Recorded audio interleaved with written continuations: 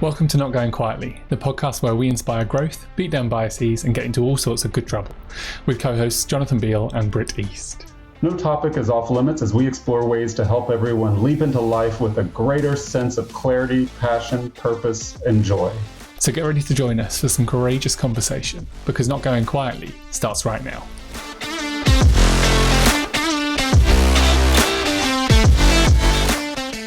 Hey, and welcome to Not Going Quietly, the podcast for outraged optimists and heartbroken healers all over the world, where we excavate the searing truths in the name of radical togetherness. I'm your host, Britt East, with my fantabulous co-host, Jonathan Beal. Jonathan, how the hell are you today? I'm good. The sun is shining for a change in England, which makes a huge difference, right? And Life is good. Life's changing. It's things are changing. The world is this crazy normal self, and that's cool. How are you? There's my British answer. It's sunny in Seattle today as well. We always seem to have the same weather. It's really, it's the middle of May, so I have a sweater on, so that's pretty typical. But here we are in this crazy mixed up world. We have a really great guest today to chat with, who's gonna help us out here, get things figured out and back on track. So I'm really thrilled to start the conversation and talk about queer friendships and what we can do to come together in the name of brotherhood and sisterhood and learn to love each other a little bit more. Maddox is his last name and what he goes by. He is a personal power coach, a community leader, content creator, and host of the Authentic Gay Man podcast. He has devoted a lifetime to personal growth and freely shares what he has learned. With a 40-year history of providing personal services to clients as a beauty professional, he gained an incredible understanding of human behavior and effective listening and communication skills. He parlayed that into a thriving coaching practice. Now, with several coaching certificates, he focuses on supporting gay men to be the most authentic version of themselves so they can create deep and meaningful friendships with their fellow gay brothers. He is an authenticity activist, an agent for powerful and positive change, and Maddox is a member of the Gay Coaches Alliance. Maddox, thank you for joining us. How are you today? I'm doing great, Britt, and it's so good to be here. I've really looked forward to this. Oh, thank you so much for joining us. We're thrilled to have you. Let me start by telling you a really brief story that I think will frame, at least for me, the conversation about queer friendships. And I had the good fortune and honor and pleasure of being invited to an intercultural event as a guest speaker on a panel recently where we were addressing anti-racism in the arts, and it was hosted by some members of an Afro-Latinx community locally in Seattle. And frankly, the vibe in the room was so loving and intimate that it was kind of painful for me. The contrast when I think about similar situations, not every situation, but similar situations in the queer community, especially among gay men, it was a little devastating and even embarrassing to compare the vibes, to compare the level of love and friendships in the room. And I left just feeling really sad, thinking about the epidemic of loneliness that we are dwelling in right now as a community, and just thinking like, what is it going to take for gay and bi men to learn to address this epidemic, to elevate our consciousness, orient to love, and love one another, even platonically as brothers. So what I was hoping today, Maddox and Jonathan, I was hoping we could get together and excavate some of those barriers so that we can hold them into the light and figure out how we can heal together as one. Maddox, do you have any thoughts? You and I have chatted about this epidemic in the past. Do you have any thoughts about it? What have you personally experienced, and what do you think are some of the causes? That's a lot to unpack, Britt. I can really relate to the story you're telling because I just returned from the International Gay Coaches Conference in upstate New York, and I had the same experience. There were about 40 of us, and the vibe in the room for 4 days was incredibly loving, accepting. I had the opportunity to be seen and heard in a manner that was almost foreign. And although I think that I didn't feel the pain while I was in the room, I did feel the pain when I left the room, because I knew I had to go back out into reality and go back out into my local gay community, where I don't experience what I experienced in that conference this weekend. Wow. I think that we as gay men, and I'm generalizing, of course, I think that we crave emotional intimacy and we fear it at the same time. And it's this double-edged sword, and oftentimes our fear wins. Wow. Wow. And you highlight something that's really interesting. You implied that you traveled back home. You went to this place, and it's like geographically we are randomly distributed throughout the country. You know, I've seen a variety of surveys, at least in the US, where it's only about 10% of people self-identify as LGBT plus. That's like 33 million people, which might sound like a lot, but this is a big country. And when you factor in that we come from all walks of life, we're a mix of ages and sexual cultures, we might not always have that much in common. So just from a numbers game, it can be hard to find one another. So it resonated with me when the travel component to your story, where you traveled to this utopia, this place where gay men on this personal growth and development journey were all kind of descending in the name of brotherhood, and then you left it to come back into the quote unquote real world. Most of my life, I've had a very difficult time meeting gay men that were in the personal growth world. So this was very eye-opening to be in a room of 40 of them that were what I would consider, at least to some degree, woke. You know, when we start to unpack what's wrong, I have literally had conversations and interviewed, like I've lost count on how many gay men, trying to get a grasp of what is the problem that we are trying to solve here? What is generating all of the loneliness and isolation? And it's a big thing to unpack. I think fear is a huge part of it.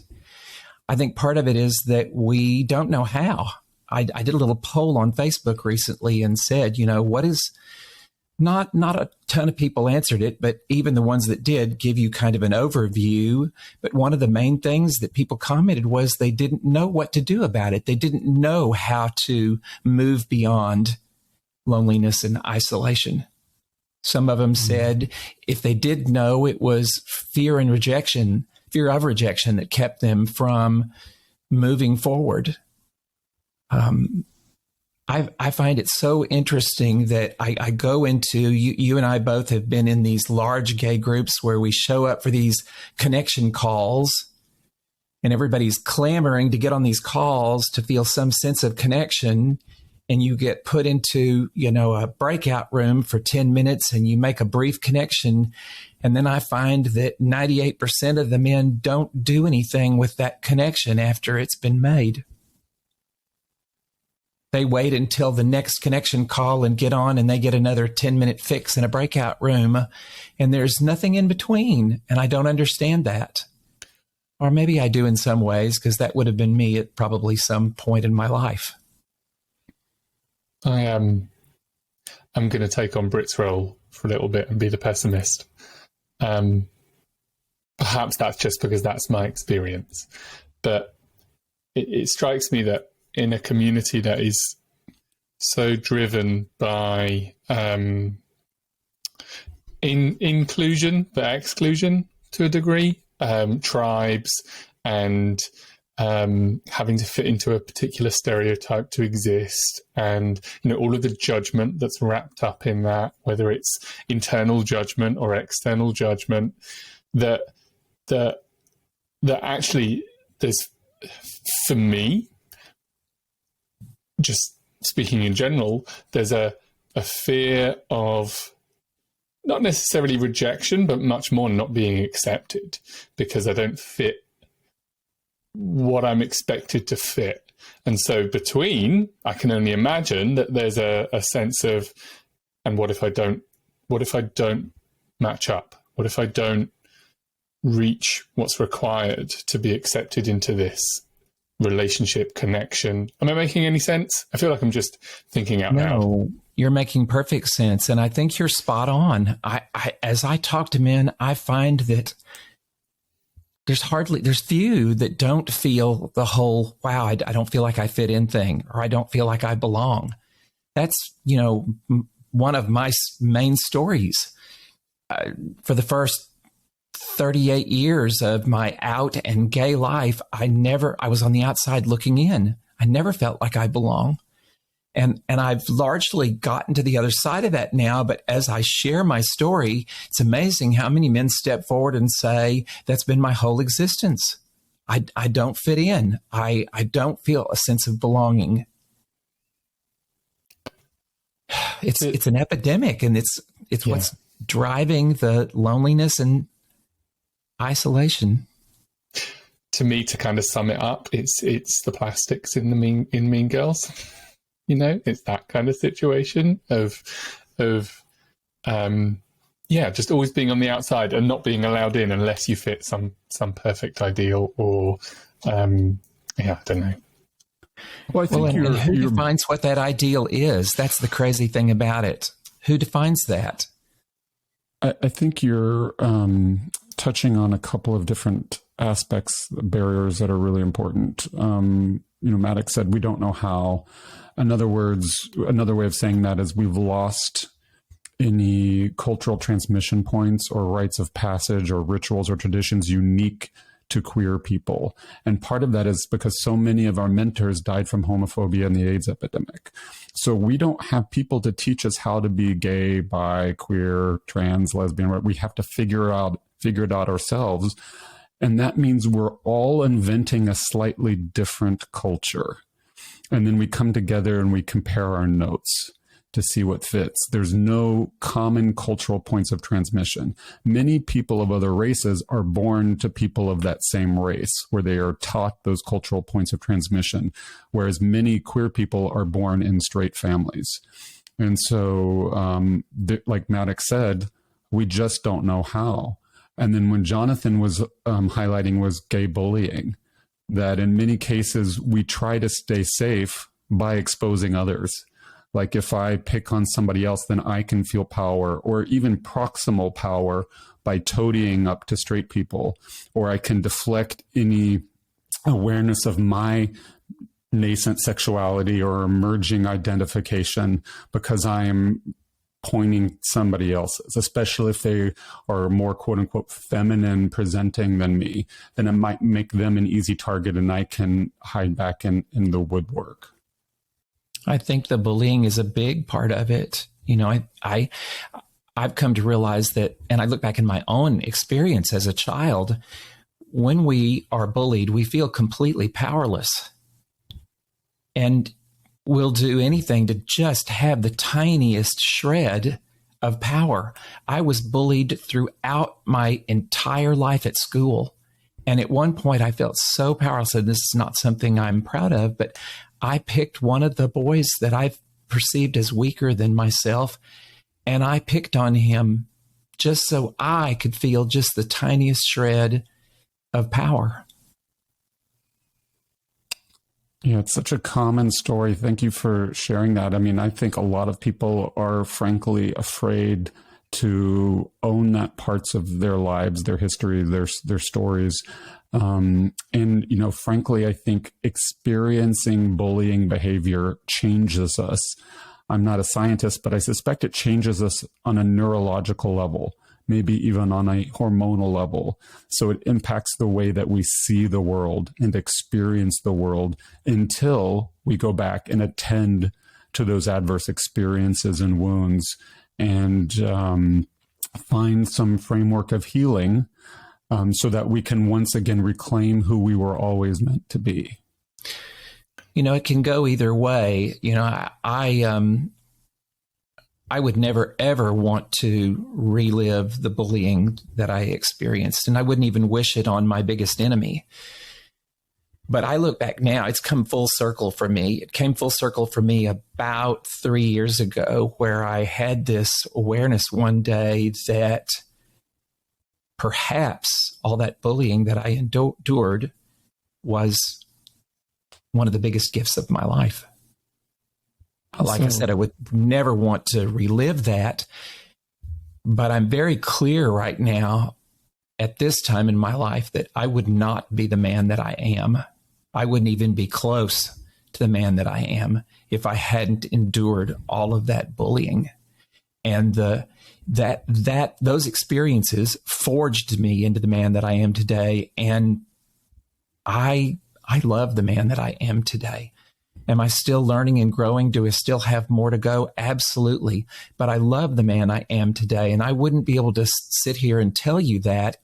I don't believe I would if I hadn't been through all of those experiences. Now, it can go the other way. There are some people that endure that trauma and that bullying, and it knocks them down, and they live their life out and never, ever get up and dust themselves off.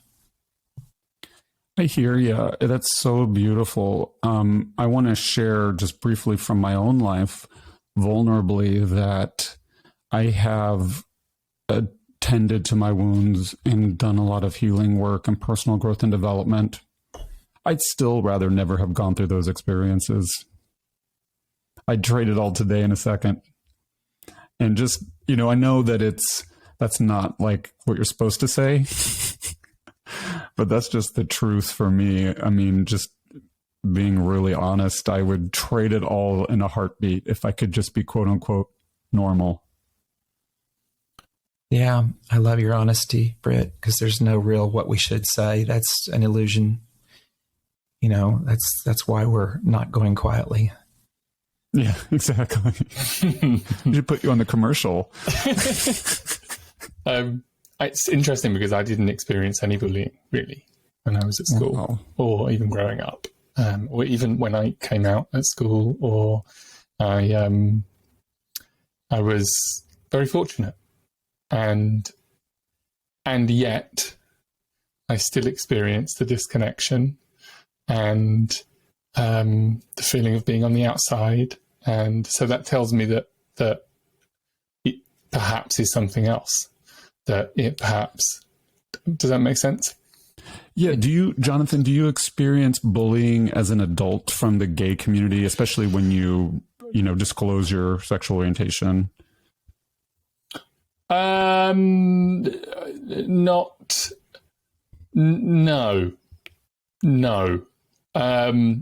Mostly because I live in a tiny town in the middle of nowhere in the UK. I'm not exposed to much gay community out here. But also, I don't know, perhaps there's a part of me that because I am straight presenting and don't often discuss my sexuality because I don't know, because I don't feel the need to, that perhaps I'm not exposed to it. And perhaps, if I'm really honest, perhaps there's something else going on. Perhaps it's my privilege. Perhaps it's, it could be any number of things that mean that I'm just, like, I've had experiences, like I've been out, and in town or with friends, and I've had experiences where people have been aggressive, but I haven't had direct bullying as such. I haven't had people seek me out. I haven't had people, I haven't had those experiences. Maddox, have you forgiven your bullies? Yes, I think I could sit down at the table with any one of them and have a conversation with them about it. There were a couple in particular through high school, one in particular that was just brutal. And I think I could sit down and talk to him about it. No, I don't think I could. I know I could. Would you go to your high school reunion? The last one I went to was the 20-year class reunion. And I've been to 2. And then I never had any desire to go to any more. You know, the 2 times that I went, I think the first time was I felt like I had something to prove, which was a joke, you know, and then the second time I went out of curiosity, and those aren't present anymore. I don't have anything to prove, and I don't any longer really feel particularly, maybe a little bit curious. You know, it would be interesting to see how everybody's, I mean, my next reunion will be I think the 50 year. Yeah, I think that's right. And there's a little bit of curiosity about what people look like and how they've aged. But I really didn't walk away from high school with hardly any friends. I had a couple of female friends that I was close to, but I was kind of reclusive. I was very shy and reclusive and tried to be invisible because I got beat on. So I just didn't really there wasn't anything, there's nobody left from high school. The one friend that I did maintain died about 11 years ago. And so there's just nothing that draws me back there. You know, I think I just want to take a second and pause and make sure we explicitly lay the blame for all of this behavior on the door of straight supremacy. That, in maybe not every case, but the overwhelming majority of the cases, the root cause. Sure, we may have weaponized our wounds, and that is not nice. But the root cause is the straight supremacy. So in no way are we blaming queer people. We're trying to get to the heart of the matter so that we can shine the light on it and experience growth and healing in the name of togetherness. And, you know, I can't help but think about how all the internalized homophobia, when we talk about the challenge in gay and bi friendships, queer friendships, it leads in so many cases to disposable and transactional relationships or situations in which we avoid other queer people altogether. Yes, I have been really, really studying this and realizing that so much of our hookup culture is driven by this loneliness and isolation. It's driven by our need for emotional intimacy, but also our fear of emotional intimacy. A hookup's a Band-Aid. You know, it's external validation. You know, most of us feel like we're not enough. I can recall, man, if I could pick that hot guy up, I must be valid. I must be okay. I must have something going for me. And so there was this external validation thing that was going, but there was also, I knew there was something I was seeking, and it was beyond sex. I really believe that hookup sex, the sex aspect of it, is a symptom. It's not what it's really about at all. It's just not what it's about. I mean, we think it is. I remember a time when I thought it was all about sex. Now, you know, in where I am with my personal growth, I can look back and realize sex was the symptom. It was me seeking emotional intimacy. It was me seeking external validation. And the reason I would choose a hookup was because it had this safe. I could get a little taste of intimacy. It felt good for a few minutes, and I got this little hit, this Band-Aid, like a quick fix. But it wasn't, there was no real big risk. You know, in the hookup culture, rarely do we go back for seconds, because if you go back for seconds, you risk intimacy. And so we just don't go back for seconds. There was a time in my life where, you know, in my day, we didn't call them hookups. We called them one-night stands, or we called them tricks. And I always wondered, why does nobody ever come back for seconds? I thought that was great. I'd come back for seconds. And very seldom did they come back for seconds. And now I understand it completely. It's where the risk lies.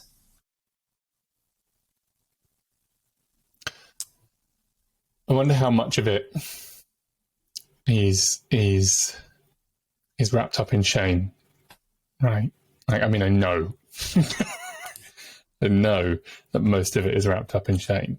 It's wrapped up in shame, and it's wrapped up in a lack of self-love. Mm.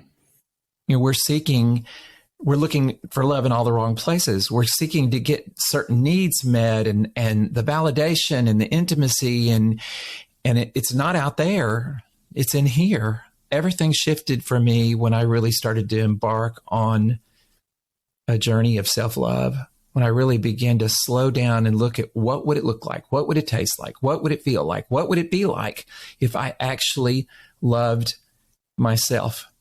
And it changed everything. Jonathan, you're going to have to excuse Maddox and I. I'm from Tennessee and Maddox is from Texas. If we start quoting country or Western songs, that just means we're getting to the heart of the matter here. Looking for love in all the wrong places. Maddox, I love that you brought us there. It's one of my favorite sayings because there's so much of our experience where we're doing the equivalent of looking for love, even if it's looking for something else. We're always looking. We spend a lot of time seeking things in the external world, and that's not where they are. Most of the things we're seeking are in the internal world. But in our limited understanding, we seek in the external world. I developed an actual theory about all of this, and I'm happy to share if you like. But yeah, lay it on us. I want you to, you're keeping the train on the track. My whole platform is built around authenticity. You can see it in the background here behind me. It's in all of my conversation. It's in all of the language on my website. It's everything. It's the name of the podcast. And I've come to realize that we come into this world, we pop out of mom's womb fully authentic and fully expressed. We have no problem being authentic and fully expressing. And then we start to get messages from the external world that tell us that that's not okay. We start to get all these messages. And there's this point, probably it'll vary age-wise for different people, but somewhere in the area of maybe around 7 or 8. And I can't take credit for this term, but I love it, so I'm going to borrow it. He was talking about another form of it, but Justin Baldoni talks about soul murder.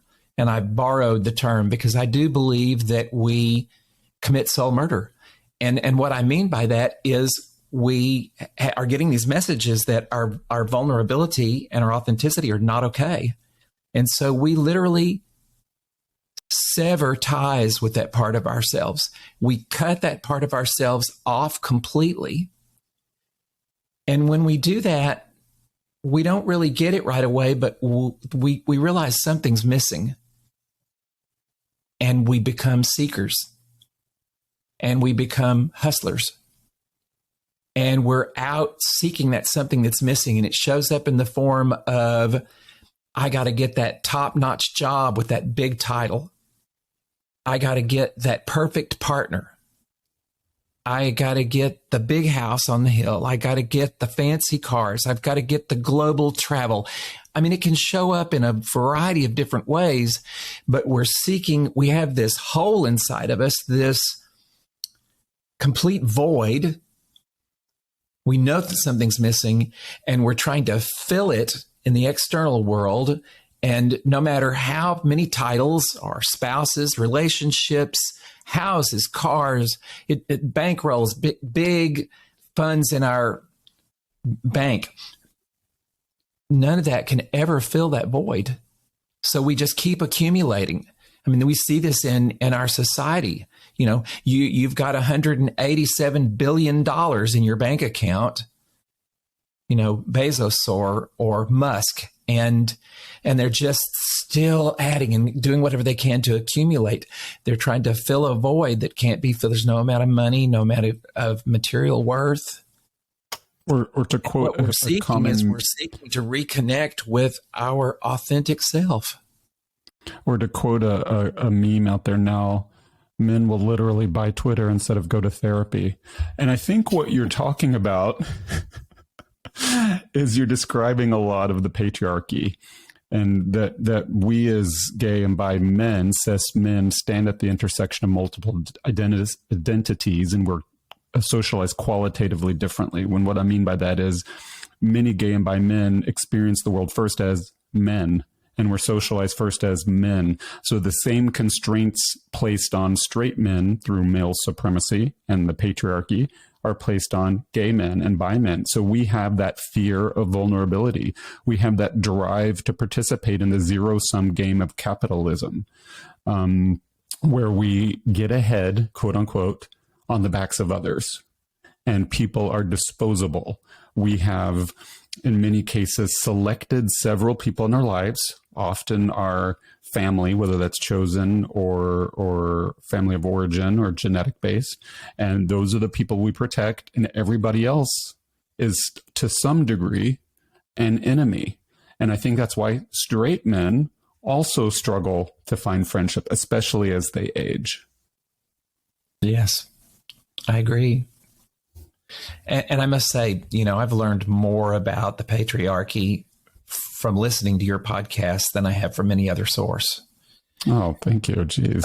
That and probably Justin Baldoni's podcast, they talk about the patriarchy a fair amount, and some conversations about capitalism. And those have been the two greatest sources of my knowledge and understanding of those systems at this point. So thank you for that. Thank you. But let's talk a little bit about queer history, because you alluded to it, and I can't help but think, because so many of us don't know our shared stories, and I can't help but think, while I said in the first part of the episode that we lack a shared cultural story as we grow up, eventually we find our community. And then that's where the sharing happens. And I think one of the things that's socialized quickly is our transactional nature to sex, which you alluded to. And I can't help but think back to the 60s, 1960s America and earlier, and Jonathan can let us know how it was in the UK, where people segmented their lives. I'm only gay, homosexual, whatever, when I'm engaged in the sex act. It doesn't touch any other part of my life out of necessity, so that I can protect my physical safety, my career, my financial well-being. And so that leads to behaviors like cruising, because eventually the sex drive builds up and I require that release. And so I devote a segmented time for it, where I cordon off portions of my life so my family and friends don't experience that side of me, and I go on the prowl. In earlier American history, that could look like hooking up with guys in the back of a tractor trailer truck down by the pier in New York City.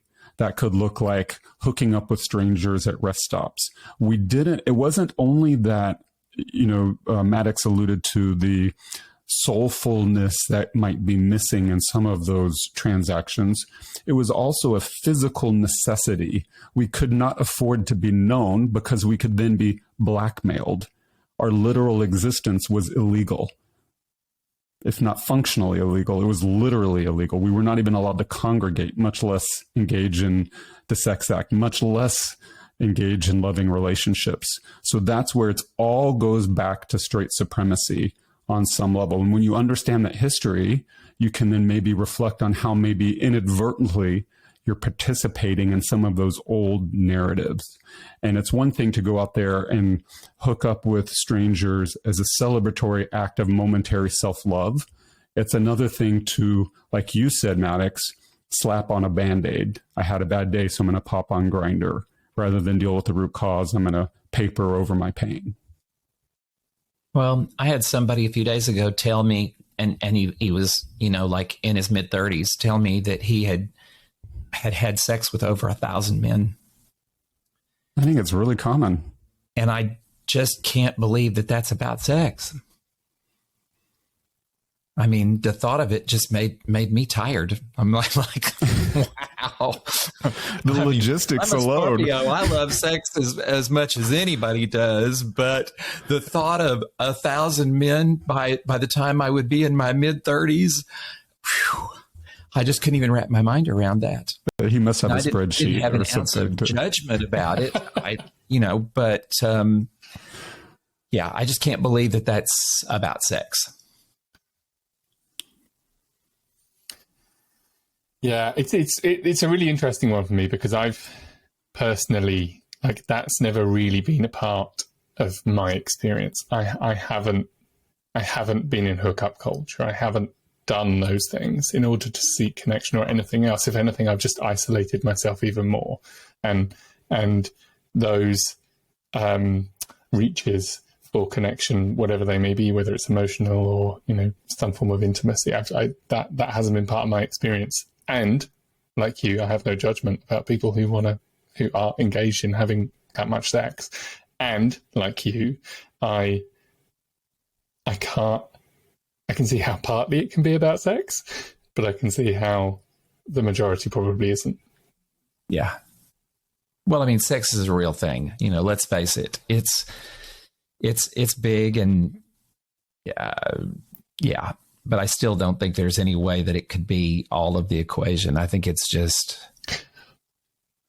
So how do we begin to heal that? How do we begin to heal the transactional nature of it, or the ways that we've been taught that we get those needs met, so that we can begin to heal the wounds and begin to move forward into real intimacy and real connection and real love, and and really having our needs met?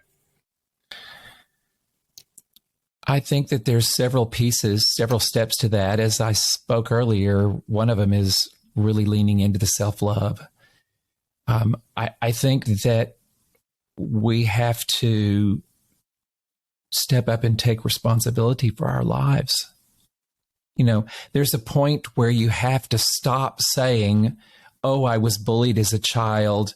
Oh, I wasn't accepted. I was gay and my parents threw me out, or my church threw me out. Or there's a point where we have to stop playing the victim role. There's a lot of victimhood going on in our community, and I'm not going to throw out any always and all, but there's a lot of victimhood going on, and there's no power in victimhood. I think that you guys spoke. I was on the hiking trail this morning listening to the last episode of your podcast. Javali, is that his name? Mm-hmm. And towards the end, you guys commented about there just being a general lack of personal responsibility in our world, and certainly in our community. And I think that I just did a Facebook Live a couple of weeks ago where I talked about, stop bitching and stand up and take responsibility for your life. There is no power in victimhood. And in that taking responsibility for your life, you have to do the work. You can't, nobody's going to come in and rescue you or save you except for you. If you want a different life than you have now, it's not about doing something different. It's about being somebody different. You can't be the same person that was bullied as a child. You can't be the same person that was thrown out of your church or your home or disowned by your parents. You can't be that person and ever have the life that you desire. You have to leave that person behind. The whole saying of the phoenix rising from the ashes. You have to burn the house down and move into a new way of being. And I can't stress the being enough. Most of us, when we decide we want change in our life, we start making the change in the external world. And you can make changes in the external world, but it's almost always temporary. And then things go back to the way they were. Because real, meaningful, and lasting change doesn't happen out here. It happens in here. And so in that taking responsibility, stepping up and saying, okay, no more victimhood. Yes, I have this icky past, but it's the past. It's history. I'm going to show up different now. One of the two of the questions that I ask myself all the time is, who do I want to be? And how do I want to show up? In life, in this situation, in this relationship, et cetera, et cetera, et cetera. Ask myself these questions a lot. And then you got to do the work. Now, I said do the work but I've had this huge epiphany just in the last couple of weeks about the work. I keep talking about doing the work. And while I was at my conference this past weekend, somebody was talking about the term embodiment. And somebody raised their hand and said, well, what do you mean by embodiment? How do you define embodiment? And I spoke up, just, wow, where did this come from? It was like I was channeling. I said, embodiment is when you stop doing it and you become it. And my example was, I don't do coaching. I am a coach. And that translated out in the last few days to, I don't do the work. I am the work. My life is the work. I lead a small community of women, and one of the women said the other day, I did all this therapy in my 20s and early 30s, and I thought I had resolved all these issues. And she said, now here I am, at 43, and it's rearing its ugly head, and I'm angry. And I said, well, honey, it doesn't work that way. I can remember a time when I thought it worked that way. I would do the work, and there would get to this point where I would have cleared all the baggage out. I'd have it all done, and I'd be done, and I'd be on easy street for the rest of my life. And then I realized, no, we're continually having new experiences that create new baggage. We don't ever clear all the baggage out, because I said to her, what happens when you clear a space in your garage? She said, it fills really, really quickly. And I said, yes, because the universe doesn't like a vacuum. The minute you clear some baggage away, some more baggage is going to come in to take its place. And so the work is our life. It's not something you do part-time or do when you feel like it, or you do it and you get it all done and now you get to retire. This job we don't ever get to retire from. We do this until we take our last breath. If we're doing it well, notice I didn't say right. If we're doing it well, I am the Maddox is getting the Holy Ghost. I love this. There's so many t-shirt moments in that. You're giving me chills, Maddox. That was so awesome. I was sitting there thinking, like, the difference between excuses and reasons. A lot of us dwell in the energy of excuse, which means we're being held hostage by our reasons. Look, the reasons are not going to go away. The reasons are perfectly valid. But as soon as we weaponize them on ourselves or others, that's when we've entered the land of victimhood that I think we are describing. And it's incumbent upon all of us to leverage what privileges we have in this world, what unearned advantages we have, what advantages we have earned, for the greater good, to make it easier on those coming up behind us. And that's that shared wisdom that we lost. We needed more Maddoxes in this world, frankly. Oh, wow. And we need to become the Maddoxes we missed.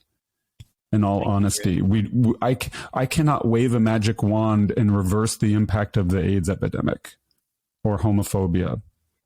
But what we can do is channel our own inner Maddox and find our own personal power, given our life circumstances, whatever walk of life we're in, whatever station of life we're in, and leverage that for the betterment of others.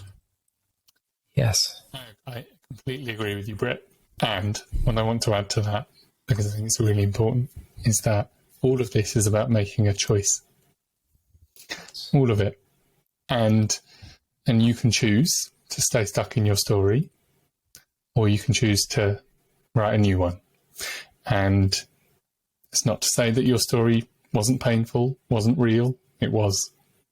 What are you going to do with it now? Who do you choose to be next? Because every single one of our queer brothers and sisters are powerful beyond what they even know. And you get to choose that every single day. Every single day.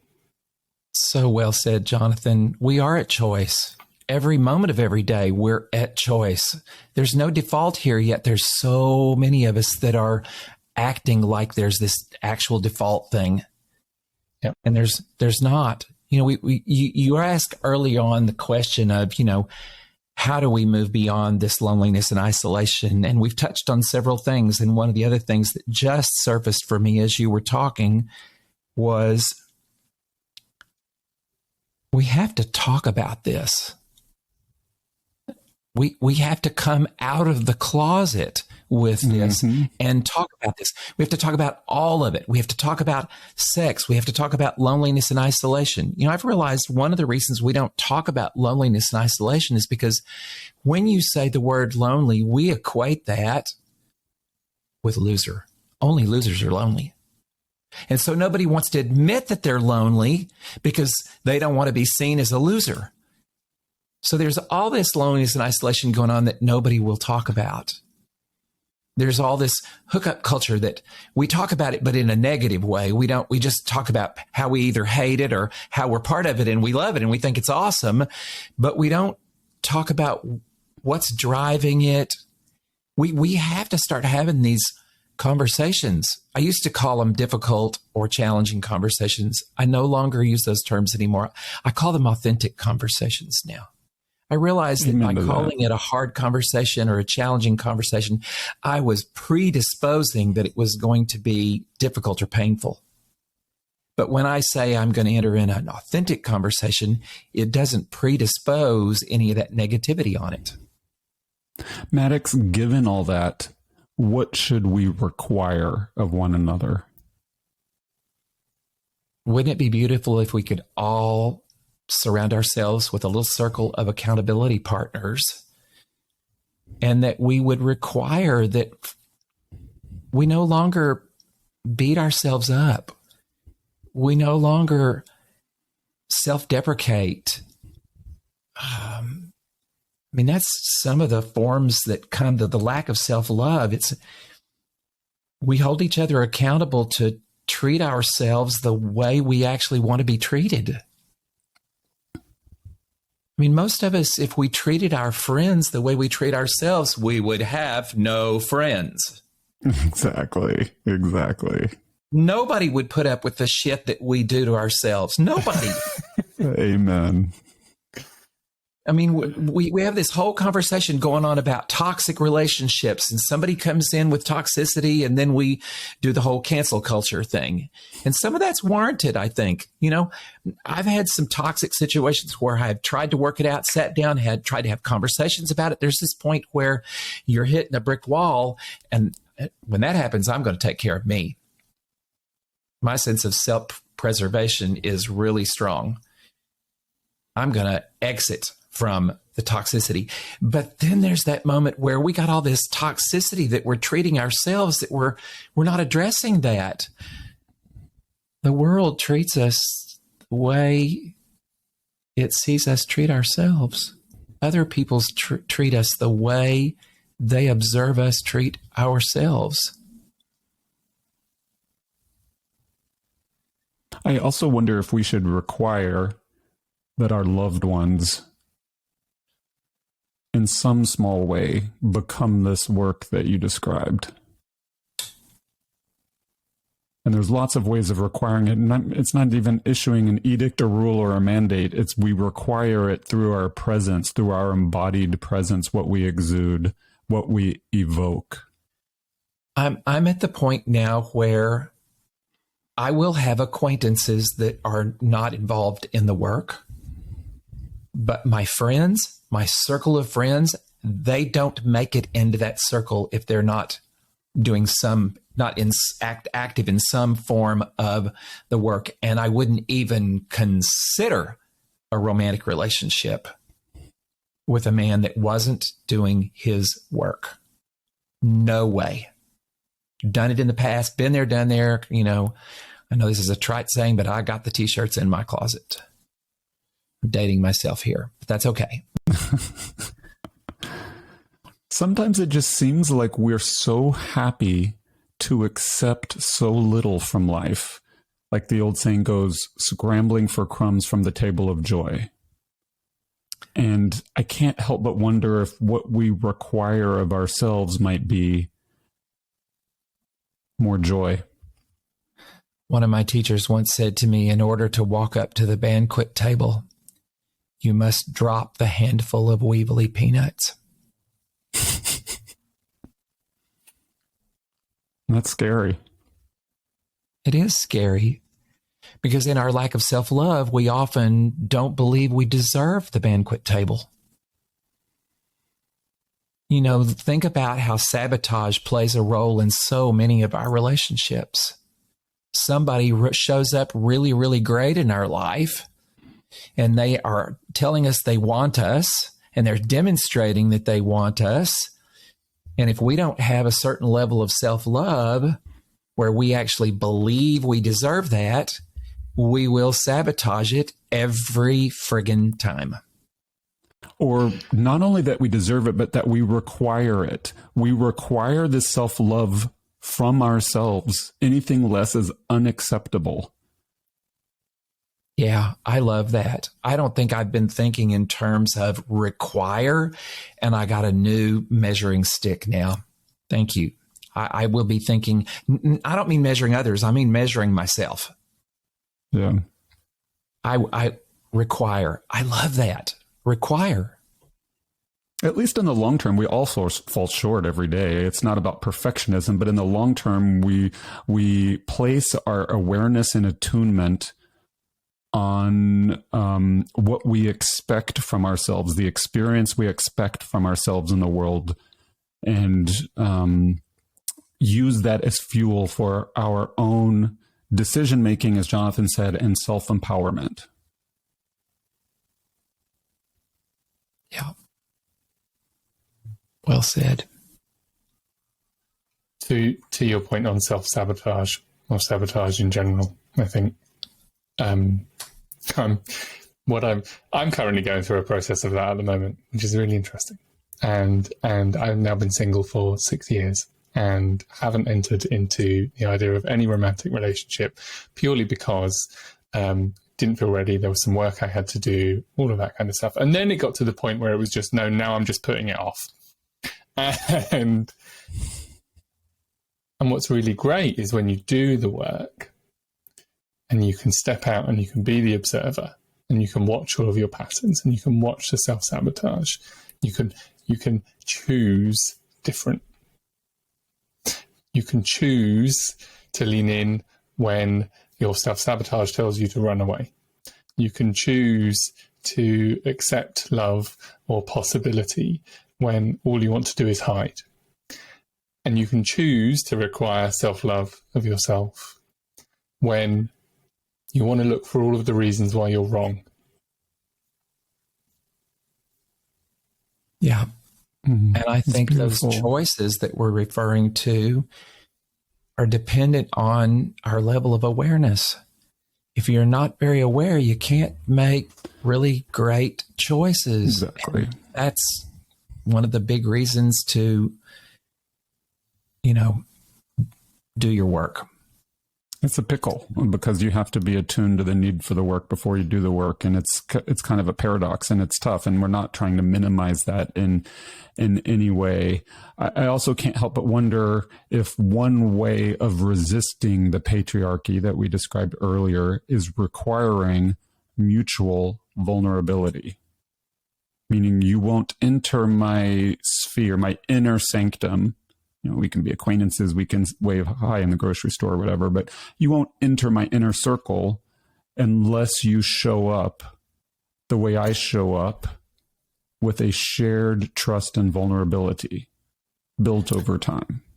I have put that in place. I hadn't languaged it and hadn't really even consciously thought about it, but I'm thinking about, certainly I have some acquaintances that don't really get into the vulnerability piece. But of the people that are close to me, whether it be my local friends here that I can sit across the table with and eat a meal, or whether it's some of my virtual friends like you guys, the people that I've drawn into my inner circle are all capable of vulnerability. I have a caveat to add to that, and that is that vulnerability is great, but it can be a really fantastic place to get stuck in your story. A really wonderful place of getting stuck in who you were. because people will listen on a loop. That's a great point, Jonathan. That is a brilliant point. There's a lot of easy dopamine hits out there in social media land. The more, you can earn easy social currency by bleeding all over your Facebook feed or your Instagram post. So I agree with Jonathan. It's so much of this is a paradox, balancing various paradoxes, and I totally agree. I wonder I think if one thing that's really... I'm sorry, go ahead. That's okay. I was just going to say, Maddox, real quick, because you alluded to it, and to kind of put a bow on it, it's, I think all of this points to the fact that queer people are going to have to work it. This, Maddox said earlier, we are our own superheroes. We're going to have to work it. This is unlikely in many cases to land in our laps. And if it does, that's wonderful. But for most of us, we're too few, too far between. We're going to have to get creative. We're going to have to take ownership over our self-work, like we've been talking about, and then get creative about purposely implementing strategies of togetherness and connectedness. Maddox alluded to this several times with the online space.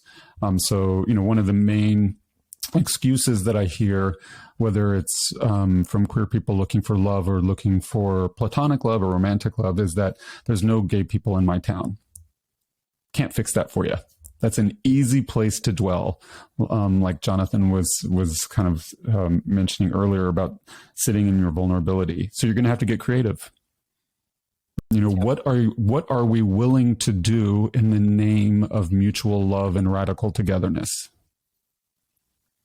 I think you're exactly right. I have had to get creative. And I think that the pandemic certainly played a role in that. I went through a period of time where my closest circle of gay friends were all virtual. And I don't mean because I couldn't see the local friends.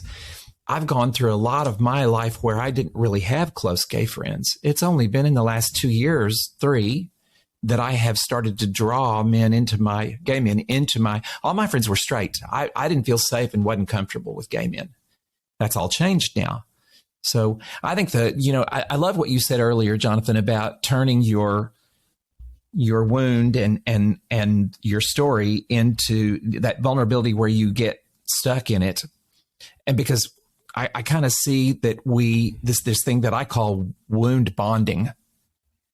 We bond with other people that have our wound, and then we just like wallow in that get stuck. Wound. It's very easy to do. Misery loves company. You got to take that next step, I think, which is, yes, bond over your wound and then support each other in moving beyond the wound. The bond is a good thing as long as you don't hang out in the victim aspect of it. Yeah, I see that so much. I came up in the 12-step program, and man, that is all over the place in the 12 steps. Ooh, yes, it is. Because it's thrilling when we first take off our masks and we're born benevolent witness, and that's beautiful and wonderful, and it becomes almost addictive in its own way. It continuously kind of going for that hit of vulnerability with people who have been there. At some point in the process, hopefully you realize that the richness of life is not in those wounds. The richness of life is transcending our woundedness, as Maddox was just saying. Yes, and I think the way to know that you're stuck in your story and that stuck in your vulnerability is if you're telling your wound story and it doesn't have a happy ending, you're stuck in your vulnerability. You're hanging out in that loop, as you called it, Jonathan. It's great to share your story, but it's somewhere along the way, it's got to have a happy ending, or at least you're like on the way to ending is kind of, I don't believe there's a destination, but I'm just using to coin that phrase, a happy ending. I think that draws in a whole different type of person to you when you have the happy ending, when you can say, yes, this is where I started, but here's where I am now. It draws a different person than just, oh, woe is me, I was really bullied as a child. Yeah. Another way of saying that is let's stop playing therapist to each other. You know, what friends do is they get together and celebrate life, and they lean on each other through tough times. What they don't do is get together for hours of processing. That's with paid professionals. It's an integrity issue to request that for free from your friends and your family, especially for protracted periods of time. One-offs are fine, but it's really that's the domain of paid professionals who have the training, education, skills, experience, and boundaries to reflect back with you who and where you truly are. What your friends do, maybe they do that for a moment, but the moment quickly passes and you get together for a giggle or a shared experience and you celebrate life. But if you find yourself continuously processing and rehashing emotional experiences with your friends, I encourage you to really take stock. That could be a red flag that you're kind of dwelling in the vulnerability space that we've been, raising to the light. That's a good call, Britt. I like that. I'm wondering how you would determine, because I'm thinking about in my own situation, I've pulled together a small group of men and we do varying things together. We have brunches, we go biking, we go walking, we've gone to movies, we do varying things. But every once in a while, we'll all sit around. Oftentimes it happens here at my house. In the quiet of my house, we'll sit around my dining table and we'll talk about the deeper topics. We'll talk about, sometimes I'll just lead off with a question and we'll go around the circle and everybody kind of gets vulnerable. And then people ask questions of the other one, like to understand a little bit better. And everybody seems to always really love it. It's like, when can we do this again? But it's not like that's what happens every time we get together. It's not like just this place that we hang out in where we're wounded. Look, it's all about the container. If you have a container that's created for the sanctity of sharing, then that's beautiful and wonderful. But if it's spontaneously arising out of the normal course of friendships, that for me is a red flag that we've entered the space of therapy, meaning we're trying to improve or heal something, as opposed to trying to experience the world and share richness together. And I think that's where so many of us get stuck in the queer community, especially those of us who've gone on personal growth and development journeys. It becomes addictive, that emotional processing. We get dopamine hits from it, from bearing our souls. A little bit of it is really beautiful, but it's so tempting to reside there. Yeah, it can be a little blurry too, can't it? I mean, the line between healthy and unhealthy, there's just a little bit of a slippery slope, I think. I really think it depends on intention, right? I think when we're conscious and when we're intentional, when we're deliberate about it, and we know the boundaries, we know what everyone's intention is, then it's fine. But if it becomes a proxy for a therapist, then if somebody's just latching on because they don't have anywhere else to put it and it hasn't been discussed, it hasn't been explored, it just becomes proxy therapy, then you've got issues. That's my view. Or if the person is choosing not to do anything about it. Yes. Taking the room and holding people hostage with their own emotional processing and baggage. These are all clear signs that something's up. I kind of feel empathy for the audience today, listeners, because this is confusing. This is paradoxical. We've spoken out of both sides of our mouths. We've given mixed signals because relationships are messy.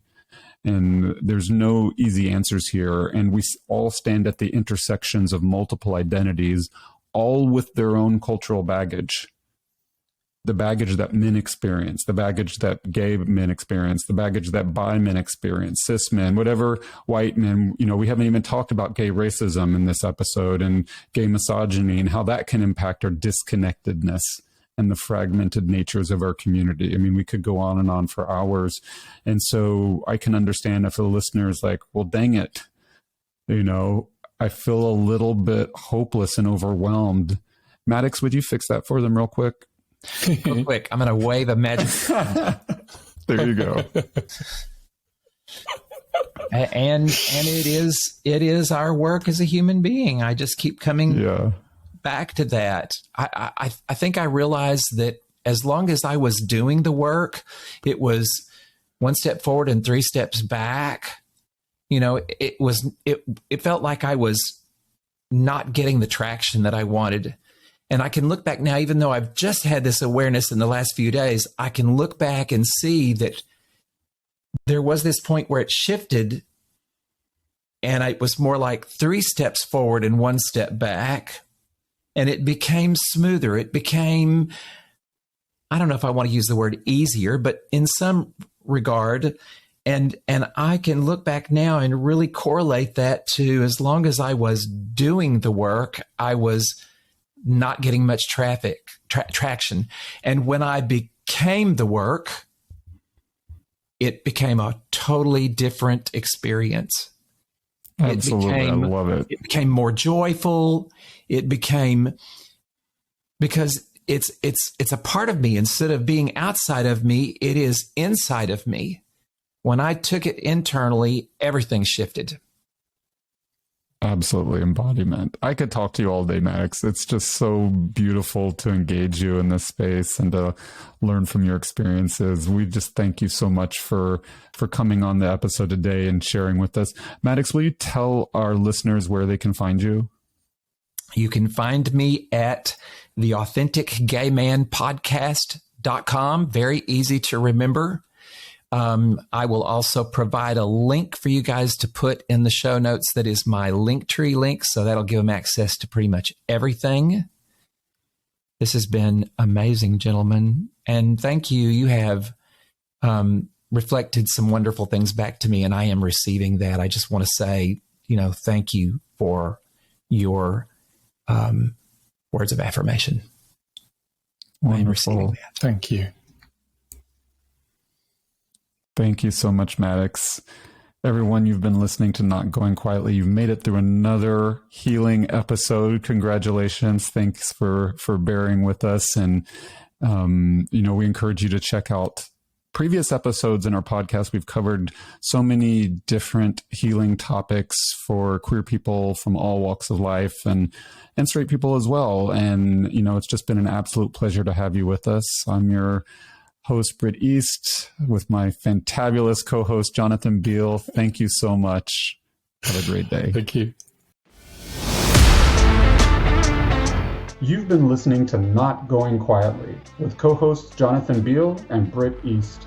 Thanks so much for joining us on this wild ride as we explore ways to help everyone leap into life with a greater sense of clarity, passion, purpose, and joy. Check out our show notes for links, additional information, and episodes located on your favorite podcast platform.